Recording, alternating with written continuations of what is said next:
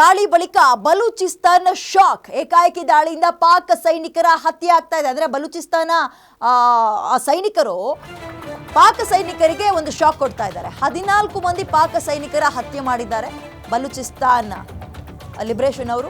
ಪಾಕ್ನ ಬೆಂಗಾವಲು ಪಡೆ ನಾಶ, ಹಲವಾರು ಮಂದಿಗೆ ಗಾಯಗಳಾಗಿದೆ. ವಿಡಿಯೋವನ್ನ ಕೂಡ ಬಲೂಚ್ ಲಿಬರೇಷನ್ ಆರ್ಮಿ ಅವರು ರಿಲೀಸ್ ಮಾಡಿದ್ದಾರೆ. ಪಾಕಿಸ್ತಾನ ಒಂದು ರೀತಿ ಹೆಂಗಾಗಿದೆ ಅಂದರೆ ಕ್ರಶ್ ಆಗ್ತದೆ ಎಲ್ಲ ಕಡೆಯಿಂದ ಸೇರಿಕೊಂಡು. ಅಲ್ಲೇ 4 ದಿಕ್ಕು ದೇಶದೊಳಗೆ, ಹೊರಗಡೆಯಿಂದ ಇಂಡಿಯಾ ಕೊಟ್ಟಿರೋ ಪೆಟ್ಟು ಒಂದು ರೀತಿ ನಲುಗು ಹೋಗ್ತಾ ಇದೆ ಪಾಕಿಸ್ತಾನ. ಬಲೂಚಿಸ್ತಾನದವರು ಈಗ ಅವ್ರು ವೆಯ್ಟ್ ಮಾಡ್ತಾ ಇದ್ದಾರೆ ಬಲೂಚಿಗಳು. ನೋಡಿ, ಈಗ ಆ ವಿಡಿಯೋ ನೋಡಿ ಗಮನಿಸ್ತಾ ಇದ್ದೀರಿ. ಪಾಕಿಸ್ತಾನಕ್ಕೆ ಶಾಕ್ ಮೇಲೆ ಶಾಕ್. ಸುಮಾರು ಪರ್ಸೆಂಟೇಜ್ ಇದೆ. ಅವರು ಹತ್ತಿರ 44% ಭೂಪ್ರದೇಶ ಹೊಂದ್ಕೊಂಡಿರೋರು. ಅವರು ಸಪ್ರೇಟಾಗಿ ಬಿಟ್ಬಿಡಿ ನಮ್ಮನ್ನ ಅಂತ ಕೇಳ್ತಾ ಇದ್ದಾರೆ. ಬಿಡಕ್ಕೆ ರೆಡಿ ಇಲ್ಲ. ತಿಂದು ತೇಗೆ ಆ ಜನರನ್ನ ಒಂದು ರೀತಿ ದಬ್ಬಾಳಿಕೆ ರೀತಿ ನಡೆಸ್ಕೊಳ್ತಾ ಇದ್ದಾರೆ. ದಶಕಗಳಿಂದಲೂ ಕೇಳ್ತಾ ಇದ್ದಾರೆ.